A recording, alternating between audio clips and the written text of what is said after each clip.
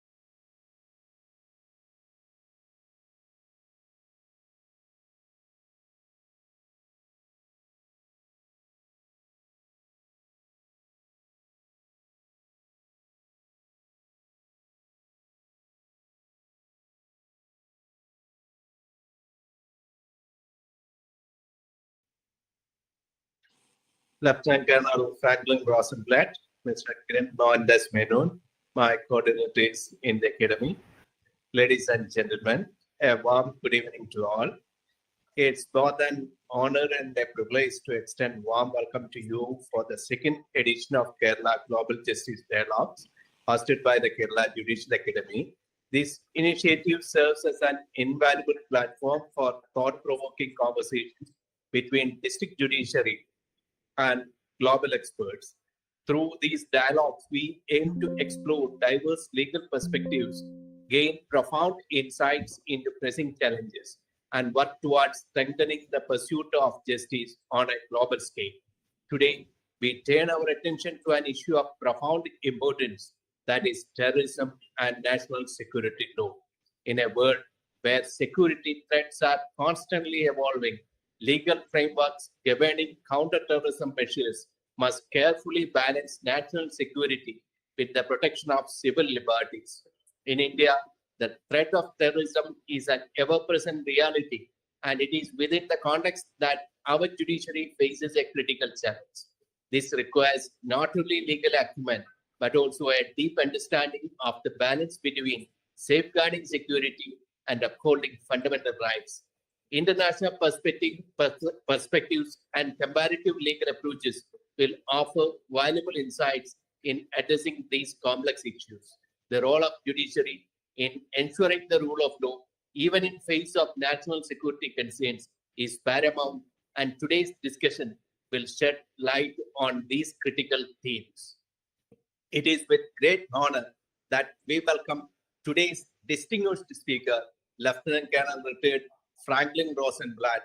Professor Rosenblatt's career is a testament to his expertise and commitment to justice, particularly in military law and national security.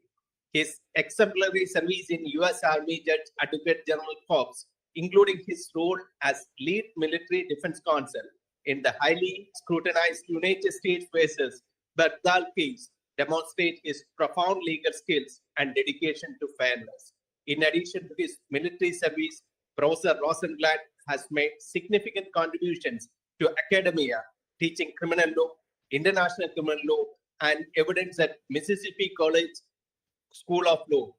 His leadership in International Society of Military Law and the Law of War, as well as his role as the Court of Appeals judge for Mississippi Army National Guard, further underscores his profound impact on the field of military and national security law.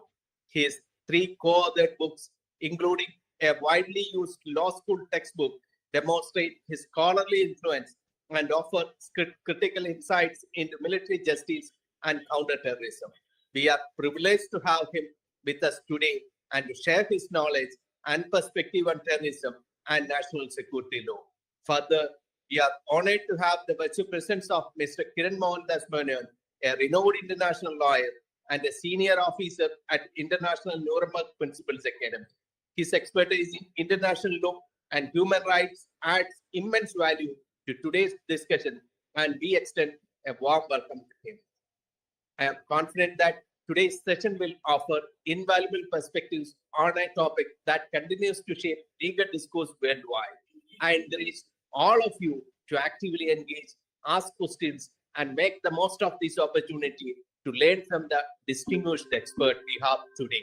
With that, I am pleased to invite Professor Franklin Rosenblatt to deliver his presentation. Thank you.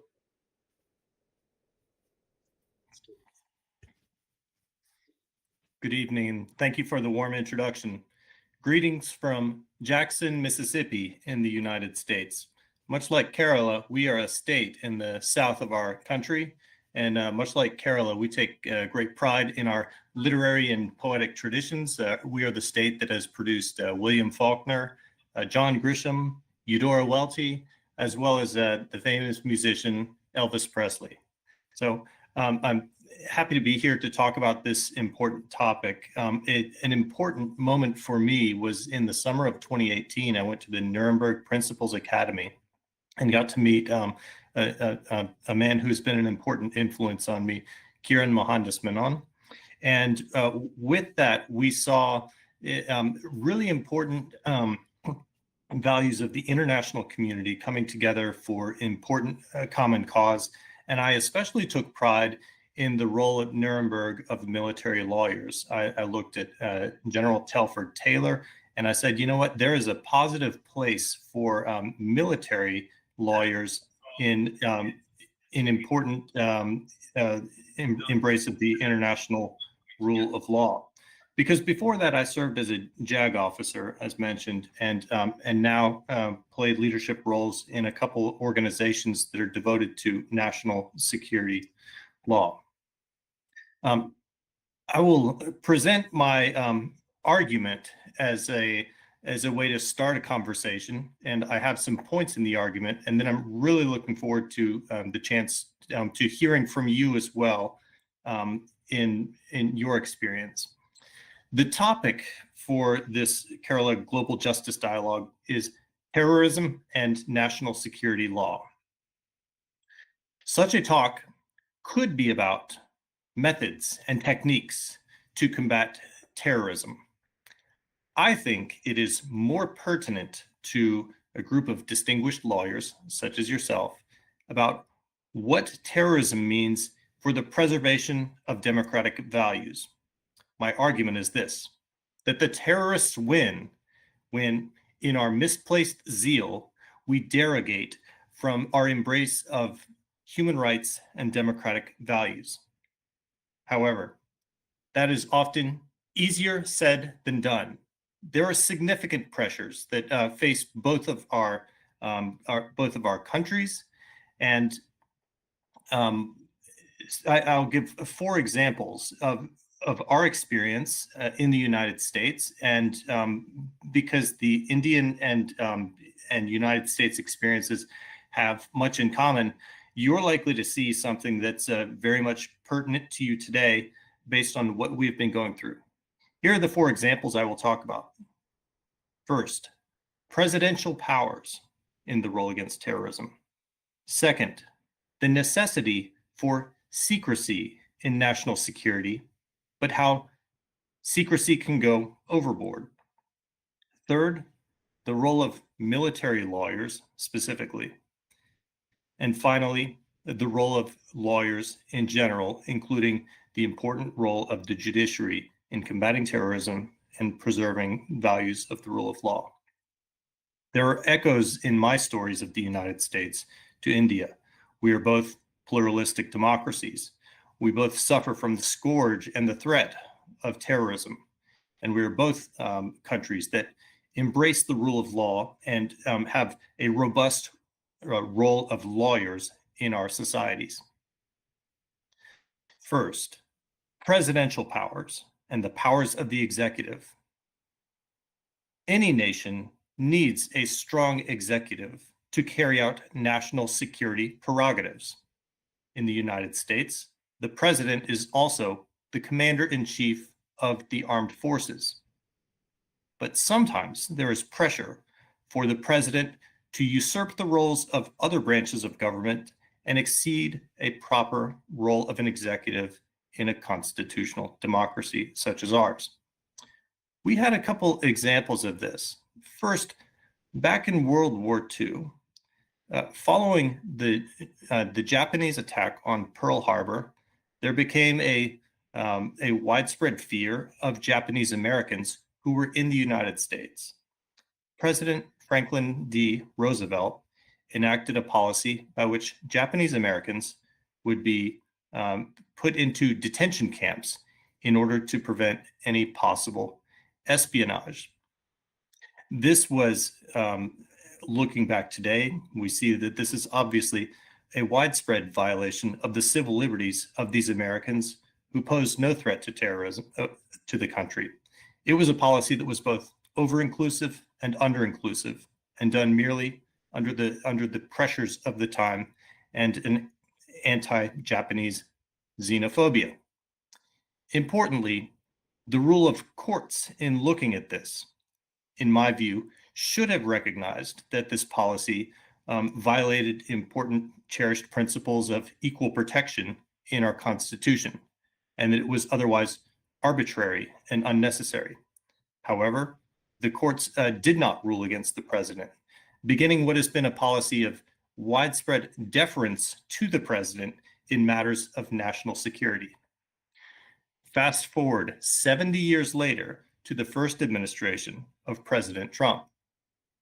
President Trump enacted a policy that he at first called a Muslim ban, said that he sought a complete and total shutdown of Muslims entering the country.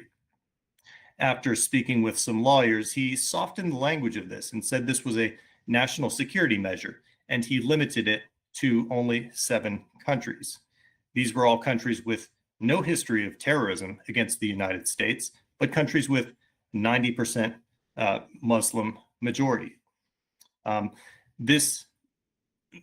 the Supreme Court was once again faced with an issue of, it looks like the president is violating civil liberties by discriminating against people on the basis of their religion. However, once again, the courts failed to step up and do anything about this because they gave wide deference to the president in claims that this represented a challenge of national security.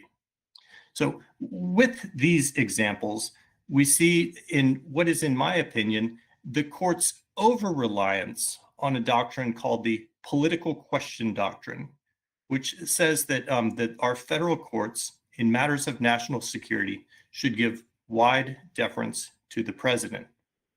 In my estimation, there is an important role of the federal courts in even in these questions of national security, especially when those decisions affect the civil liberties of the citizens of the country. United States, much like India, has a colonial legacy from the British. But one aspect in which we share a rejection of is that presidents are not kings, that the president's discretion should be wide, but is not unlimited, especially in matters of civil liberties. The second thing I'd like to mention is the topic of secrecy. Now, certainly, any country would probably not be able to function and exist if it said complete open access, that there are no secrets, that anyone can know everything. We would certainly want to protect information such as our technical intelligence capabilities, the movement of troops and ships, and other important national security information. So in many countries recognize that there's some rule for secrecy, but we can also recognize how claims of secrecy can quickly go overboard. My example of this comes from the United States involvement in the Vietnam War. In that war, which was widely unpopular by the 1970s in the United States, there eventually became a massive leak of very revealing Pentagon documents called the Pentagon Papers. These Pentagon Papers revealed important messages about the cause for the war, how it was not going as well as official prognosticators had assured us, and it was basically a damning condemnation of the United States' continuing involvement in Vietnam. The Pentagon, through Solicitor General Erwin Griswold, immediately filed a lawsuit to stop the release of this information. The Supreme Court ruled against them, and the Pentagon Papers were released. What's so interesting about this is Erwin Griswold, who was also the dean of Harvard Law School, he changed his mind about the claims that he made in the early 1970s, back when he said that those who released this information were traitors and that this would be devastating to national security. After 15 years of reflection, he wrote this: "It quickly becomes apparent to any person who has considerable experience with classified material that there is a massive overclassification, and that the principal concern of the classifiers is not with national security, but rather with governmental embarrassment of one sort or another. There may be some basis for short-term classification while plans are being made or negotiations are going on. But apart from details of weapon systems, there is very rarely any real risk to current national security from the publication of facts relating to transactions in the past, even the fairly recent past. This is the lesson of the Pentagon Papers experience, and it may be relevant now." This was also my experience in litigating national security cases. I prosecuted cases and defended cases as an Army JAG officer. We would often receive the proper clearances to look at discovery, but then we see the materials that have actually been classified, and there were things that had no sort of national security basis. So basically, there's a tendency to have a one-way ratcheting.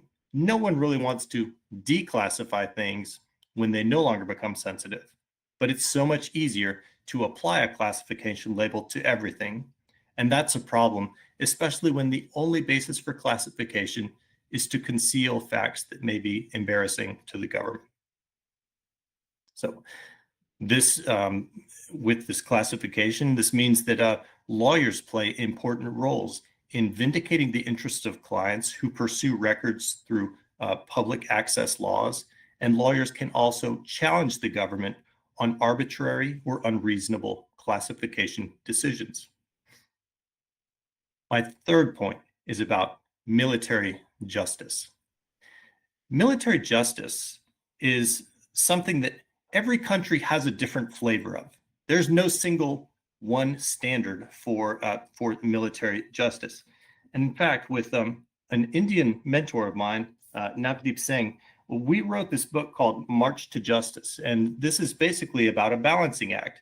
You know, when you talk about military powers, that's basically a story of deprivation of normal rights and derogation. And so we were looking at stories from many countries about what is the proper role of military in democracy. And with military justice, there are a couple aspects. First, there is international human rights law. One aspect is the soldier.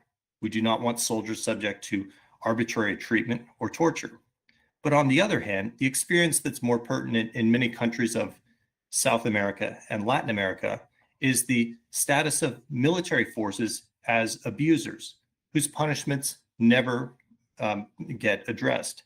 There is the concern that military justice may be a tool for impunity, for vindicating those who have engaged in a serious violation of human rights.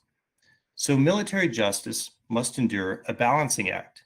It must provide fair treatment to the soldiers, but also provide a meaningful forum for victims. And when it looks like military justice will be a shield for real accountability for military abuses, it must stand out of the way. The lesson that many countries are enduring, and for which our National Institute of Military Justice is involved, is how far should military justice go in a country? In our country, the United States, for example, there has been a widespread embrace of military justice in all circumstances.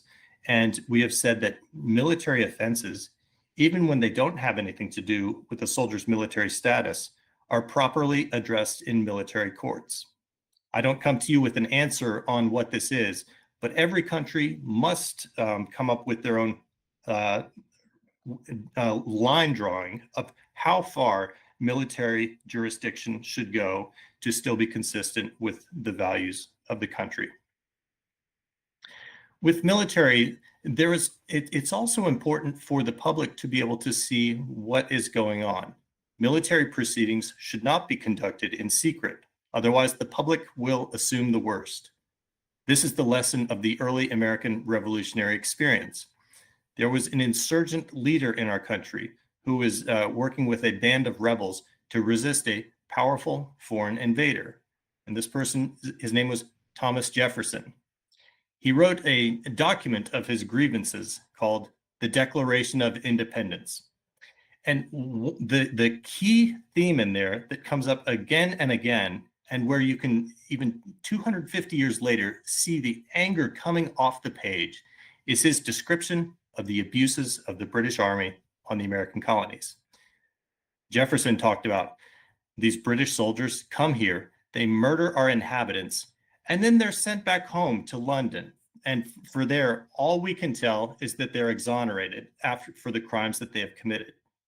So I interpret this as Jefferson has a grievance about not finding out what had happened. It's for that reason that we allow public access to our court-martial proceedings to see what is going on.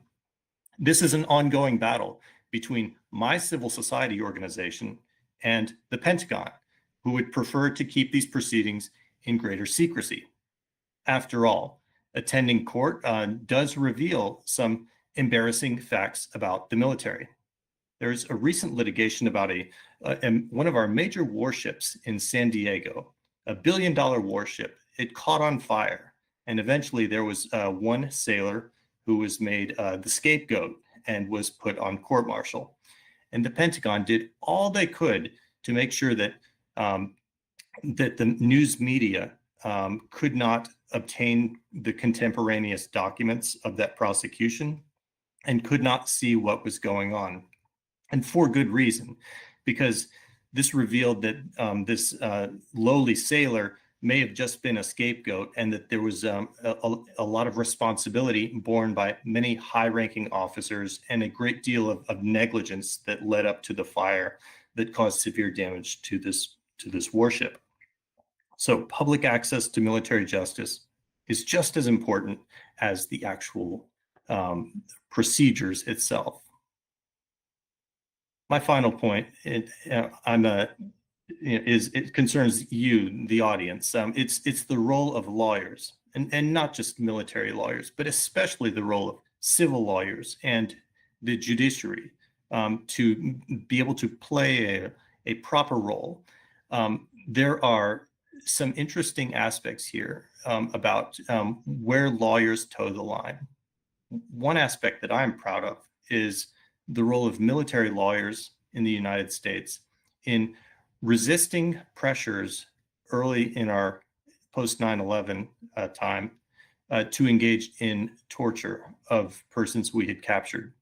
It was military lawyers who stood up and resisted executive pressures and orders that seemed to say that some torture was okay. But then there's also the role of the civilian bar in the United States. We are very proud that many prominent lawyers devoted their time to traveling to Guantanamo Bay to take up important cases there, and engaged in other civil rights litigation in the United States courts. We are a self-regulating profession. We hold ourselves to standards.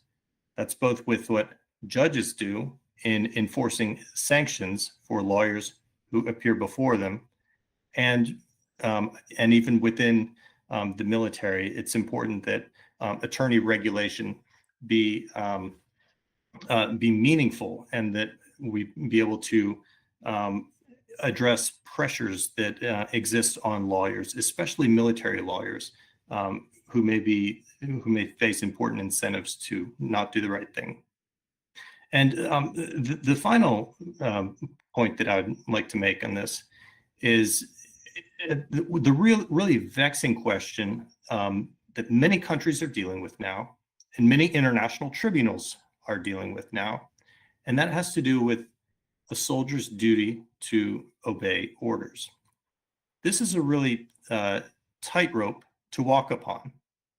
On the one hand, to disobey a lawful order could result in that soldier getting in trouble. On the other hand, to obey an unlawful order could also get the soldier in trouble. And what this means is that soldiers must be reasonably informed about legality. They must have resources to be able to get the best information on what they're asking to do and whether it is proper. This means that soldiers all the time are dealing with what could at best be called questionable orders. And with questionable orders, there is an important role for lawyers to be able to assist. The international tribunals are filled with cases of soldiers who obeyed things that they were not supposed to do, and did not obey things that they should have been told to do. So I throw these remarks out there as a starting point for our discussion, and I wanted to preserve plenty of time for us to engage in a dialogue about these questions and to hear maybe there are echoes from your own experience that relate back to our experience here in the United States. Thank you. Rosenblatt. Now we have Kiran Mohandas Menon. Now, Kiran, you may please take over from me to moderate the remaining session. So it's open to the questions also, the audience, on the side of the audience.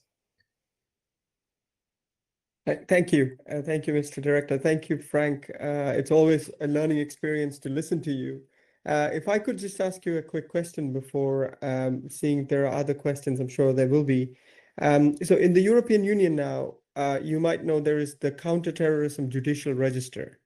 And how this works is it's based in Eurojust and The Hague, and every country is by law required to register details of any active proceeding that involves terrorism in this register. And then this allows for an easier transfer of information between states, between countries.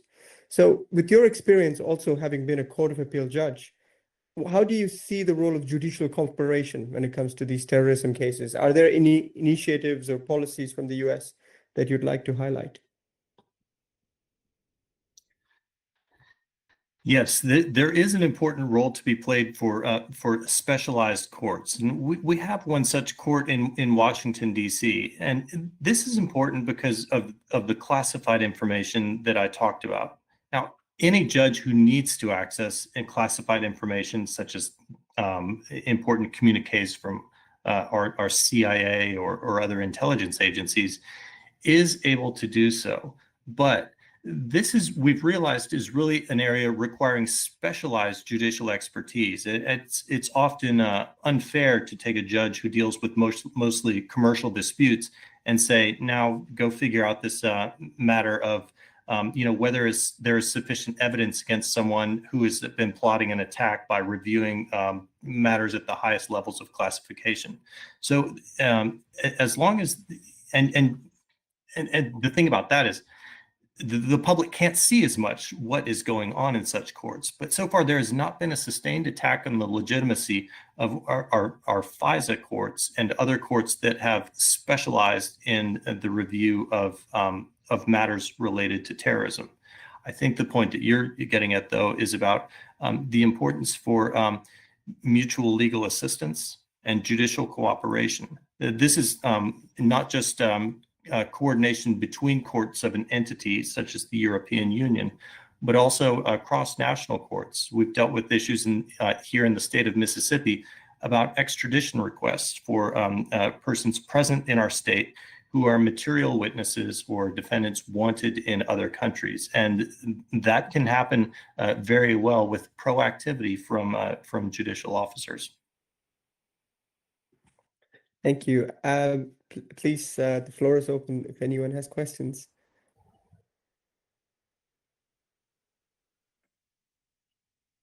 Now, one question. Am I audible, sir? Yes. Perfect.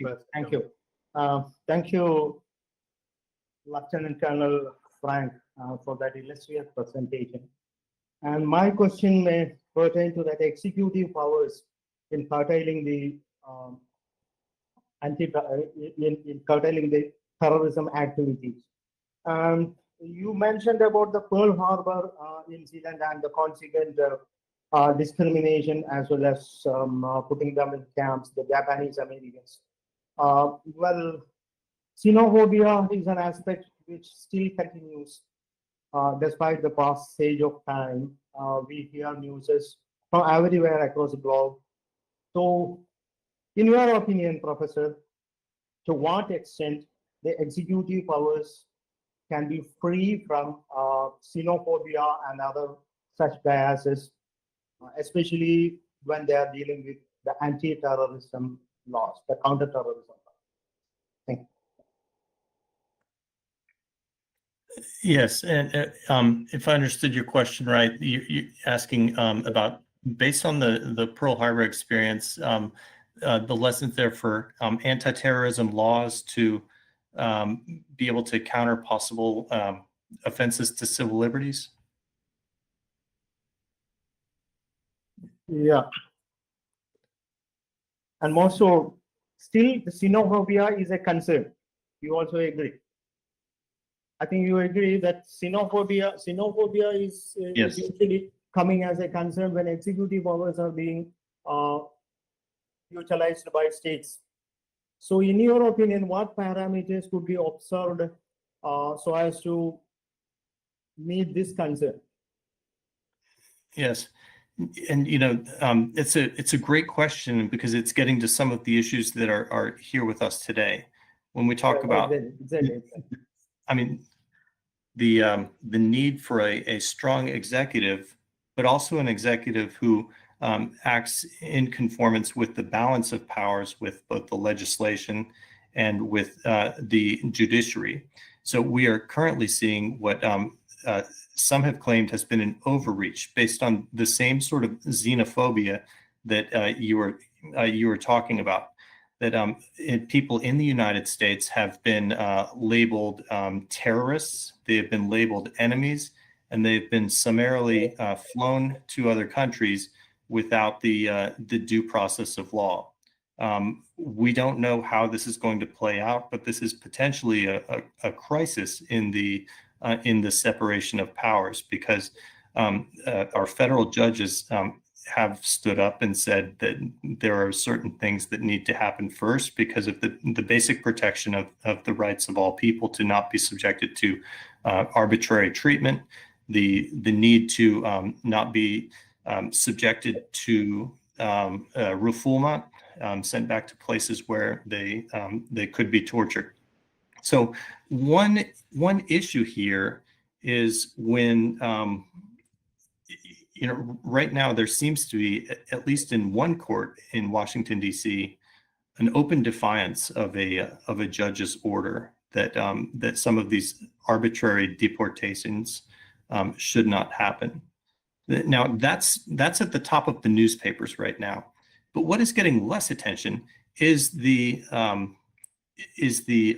unwillingness of our legislative body in Congress to want to enforce its own laws and to call hearings and to bring in executive officials to ask questions that may be relevant for further modification of these laws.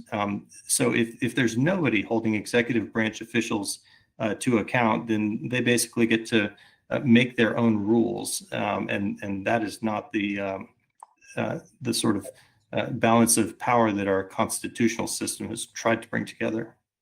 Yeah. Thank you. Thank you.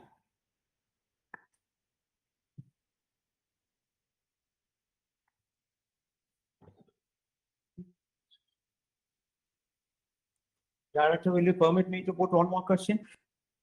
Sure, you can proceed, Commissioner. Thank you. And I was the counterterrorism judge. I was in the counterterrorism jurisdiction for the past 4 years.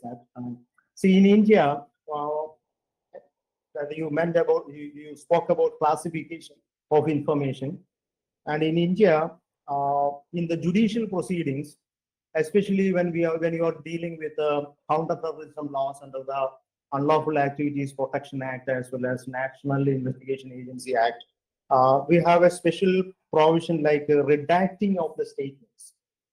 See, once the defense is given the prior statements of the witnesses, who are proposed to be examined.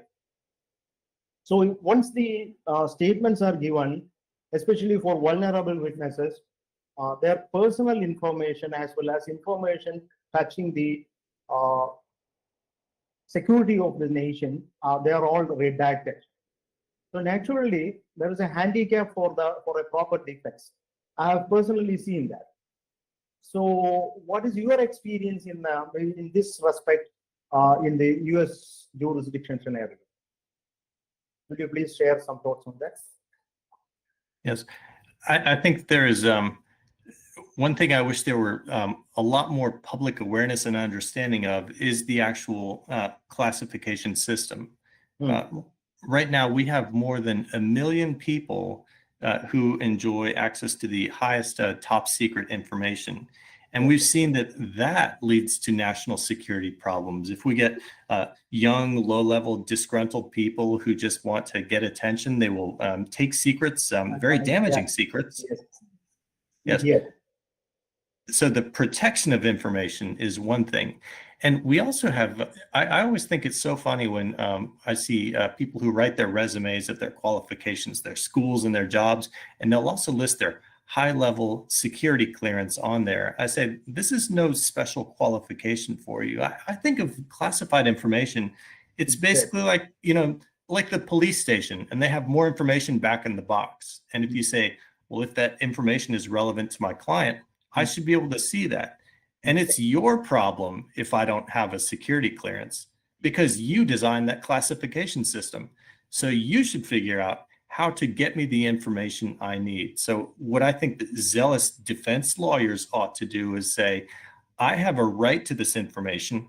It's relevant to my case if I'm defending someone. So figure out a way to get it to me. But Mr. Cummings, tell me your experience with that. So in my experience, there has to be some limit in mentioning what all informations are touching the security of the witness and what all informations do touch the security of the nation. There should be some parameters, but usually we have proper case law here in India by which the judge can decide whether a redaction is proper or not. So this jurisdiction we used to do. So once we rule that such and such, because we have the non-redacted statements with us in sealed covers. So we will look into it and we will decide whether such a redaction is necessary or not. So this is the way we are dealing with this situation here. But probably as far as the counter-terrorism cases are concerned, I also personally believe that they stand apart, unlike other regular jurisdiction matters. They stand apart. So therefore, this redaction principle is in a way balancing this interest of the nation as well as the interest of a proper defense. This is my experience and my take on that. Thank you. And your comments make me think of a way that sometimes classified information can distort outcomes. And this has to do with someone is charged with a crime and they have to defend themselves. And the prosecution says, we can't show this information to the defense, but we will present this information to the judges for an ex parte hearing, and they can determine what it is that can be given over. And that distorts outcomes because the judges are not always aware of the ways in which the defense intends to use the information. Maybe it suggests an alibi. Sure. Maybe it's just to provide extenuation or mitigation to call for a lesser punishment. Probably they may be selling the information. Yeah. That can also. Sure, sir. I also share your concept. But isn't that a violation of rights of proper defense in a way? Because if I am not able to know on what basis I am being charged, then how am I going to defend myself? I mean, if basic criminal justice, I mean, terrorism laws, yes, but like if I am not knowing, and recently, I mean, in recent times, Supreme Court has had that there had been these closed covers which was only visible to the judge concerned, but I am not knowing what is there, and it could have been something which I can defend, but I don't know what it is. So isn't that prejudicial to me? Isn't that denial of right to life for me? I feel that's a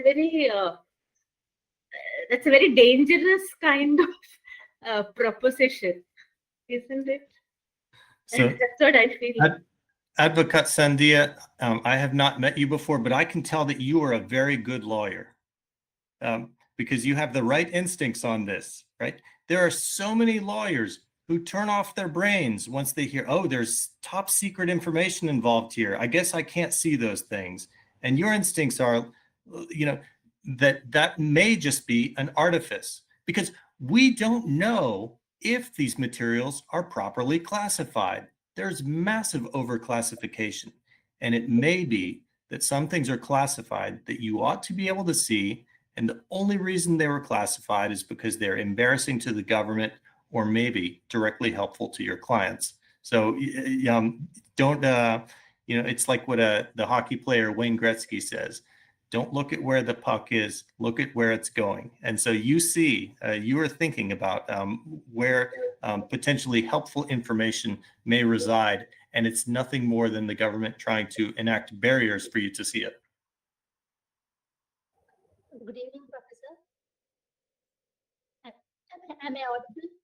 Yes. Hi. Yes, sir. Thank you very much for your session. I just had a doubt. You spoke about questionable orders and being informed, the soldiers being informed. Now, the line of separation between a questionable order and a non-questionable order is going to be very thin. So I just wanted to know if there are any practical instances that you can tell us about, or what are the yardsticks or the benchmarks that you keep in mind to make a distinction between a questionable order and a non-questionable order? Yes, that's we have gained some experience in this, and we can look to the international tribunals. For example, Dominic Ongwen was a child soldier who became a commander of the Lord's Resistance Army in Uganda, and he tried to claim a defense to say, one was duress, and that he was merely following orders. And so duress usually is not going to be successful. If you know that you are being told to do something illegal, such as to engage in torture or to execute an unarmed person or a civilian, you must always resist that order, even if you are threatened with negative consequences for doing so. In the United States, the classic education that we have is about William Calley in the Vietnam War. William Calley was not a very intelligent person, and he normally would not have been a good enough material to become an infantry officer. But as the war went on, we were desperate for more people to take positions, and William Calley was put in charge of a platoon. He was told to sweep through a series of hamlets in South Vietnam and to not leave anyone behind him because that might leave insurgents who could attack them from the rear. And he interpreted this to mean as he went through a hamlet that had only elderly people, women, and unarmed children, he instructed his soldiers to kill all of them. And they did. All of the soldiers obeyed the orders to do so. And this is, he was eventually prosecuted, and these cases didn't meet the sort of serious penal consequences that you would expect for such a blatant killing. Interestingly, it was only a helicopter pilot of the Americans who recognized that this order was completely wrong and did all in his power to even train his machine guns on the Americans to get them to stop what they were doing. In our instruction on this to soldiers, we say that obviously, if you receive an order that is clearly illegal, such as this, to kill civilians, that you have a duty to disobey it. And it is often very easy in an air-conditioned room to say, yes, of course, that's an order that I wouldn't have obeyed. But at the time, in the context, with the fighting that those soldiers had experienced, they all went along with this. So the Cali case stands as one example. There's one other case from Abu Ghraib. Abu Ghraib was the notorious Iraqi prison that we used to house suspected insurgents at the start of our invasion in 2003. Borrowing from the techniques of Guantanamo Bay, high-level officials went to Abu Ghraib and said, we can really get some good information on the insurgent leaders if you, the soldiers here, if you rough them up a little, if you engage in sexual humiliation, torture, get animals and play to their fears, then they're more willing to tell us the intelligence that we need. And there was one dog handler named Sergeant Smith. He had been trained on how to use his military working dog properly for the detection of drugs, and even in combat. But they said in this ferocious dog should not ever be put, right in front of someone's face, because that's not an authorized technique. At Abu Ghraib, his higher level officials said, you know what, disregard your training, and we want to use your dog to really scare these people, almost in a state of torture, and then they'll tell us things. Sergeant Smith obeyed the order, and some say it may even be reasonable for him to follow the order and say, well, this is just an exception from our normal protocol in how to use the dogs. But in that case, and sort of the other side of the coin from the Cali case, our military court said that he should have known that this was maltreatment, that this was not authorized, and that he should not have done that. So his claim of obeying orders failed, and he was found guilty for this offense.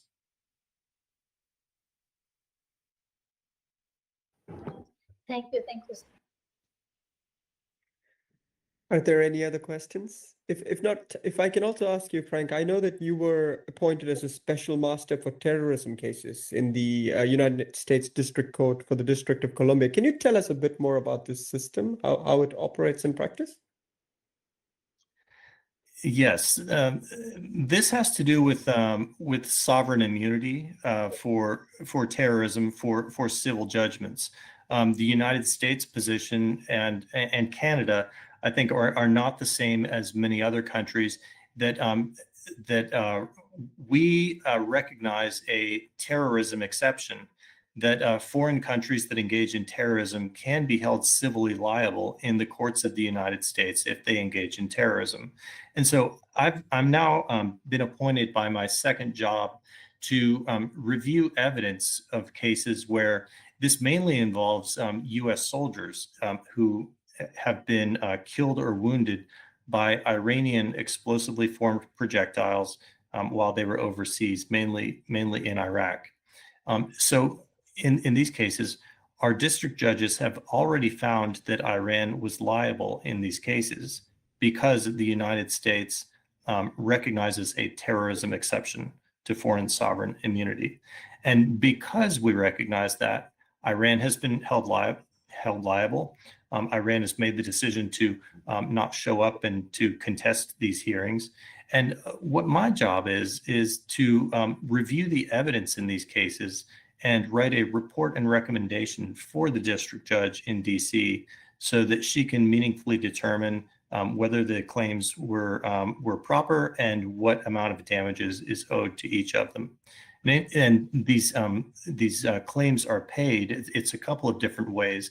One may be if assets are seized from a foreign country, they can be used to vindicate the claims of victims. And the other is that our Department of Justice has set up a fund for the victims of terrorism, and they can access that once their claims are fully adjudicated by the federal court in DC. Thank you. Are there any other questions?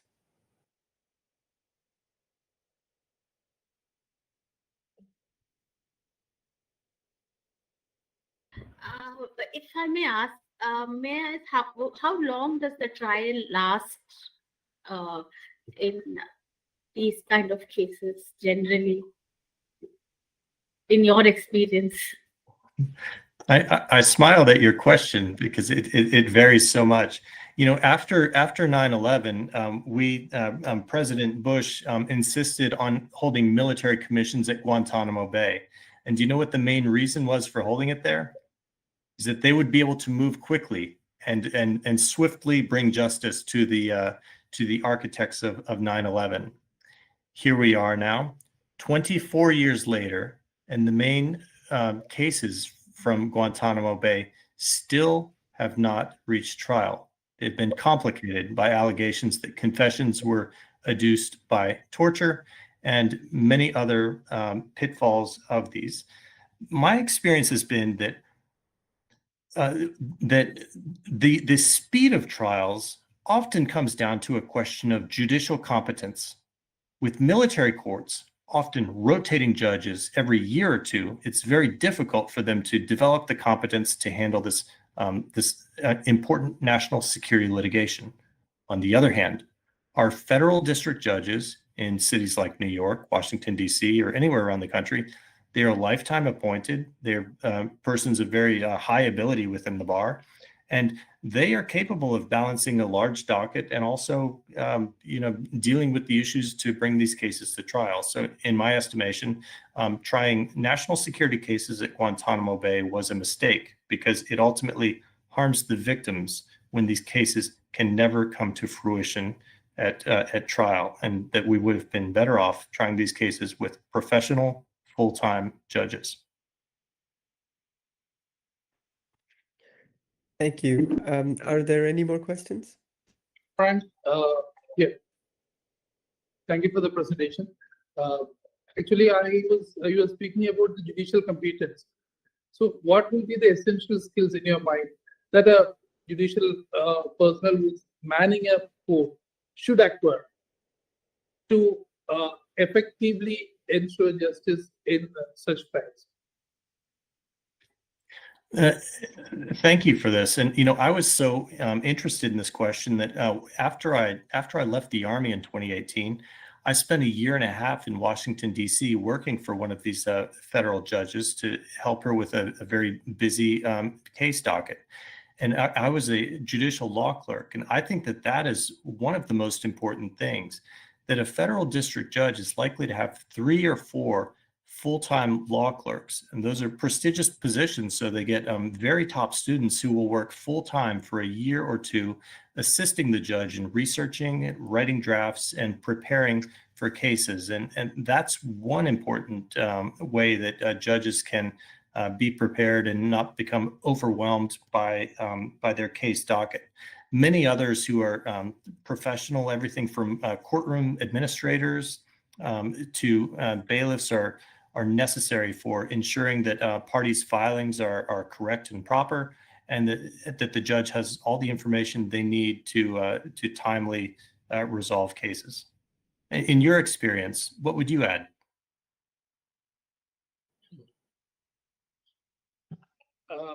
Don't you think that right now there have been a lot of influx of technology in the terrorism aspects? So those skills also are mandatory for judicial personnel who is manning courts, especially when they're dealing with terrorism aspects. Then we'll have a lot of financial transactions that's happening, which is funding terrorism related activities. So aren't those also essential skills that judicial personnel should acquire? Well, and every case will present some sort of different specialized knowledge, whether that be about military tactics or financial management or even scientific expertise. And so the court's ability to meaningfully access that expertise and use it, whether the court can call their own witness, or in the United States, we tend to prefer that the parties call their witnesses to try to be helpful to the judge. Thank you. Are there any other questions?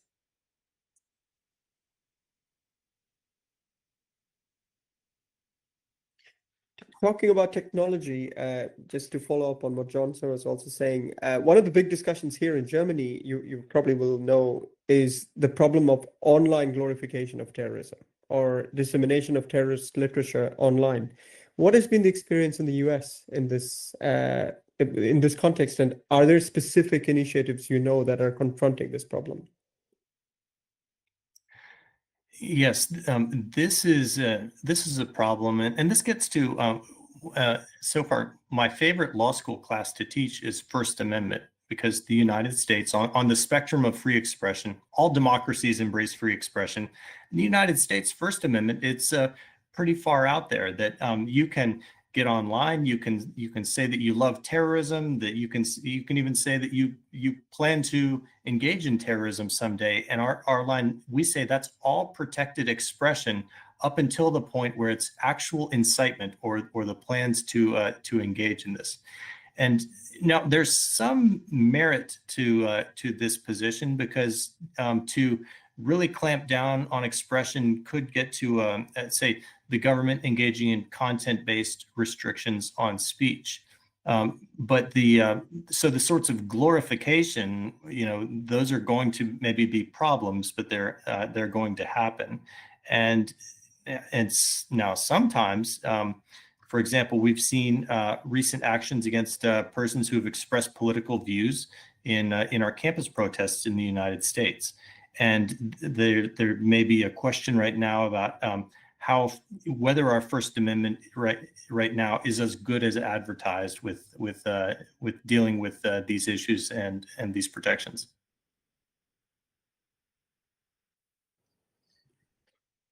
Thank you. Yes, Would Prabhu, someone like? May I ask one question on personal front? That in the year 2023, you was nominated as the Professor of the Year by your students at Mississippi College of School of Law. And before that, you were well known in military circles. And stringent military, you were teaching, you were practicing. When it comes to the college, on personal front, what was your satisfaction level at that point of time? You mean in the military? Yes, when you were honored by students as a Professor of the Year.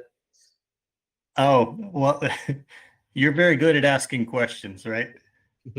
But our law school in Mississippi, it's we have produced the most JAG officers among any law school in the nation for the past 2 years. And I have a lot of hope for our young generation.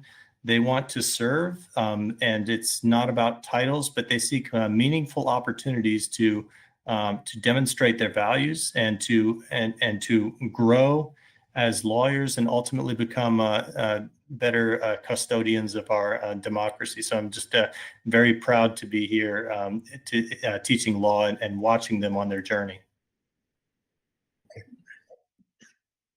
Thank you, Professor Rosenblatt. So, Karan, our house was so lively and so active.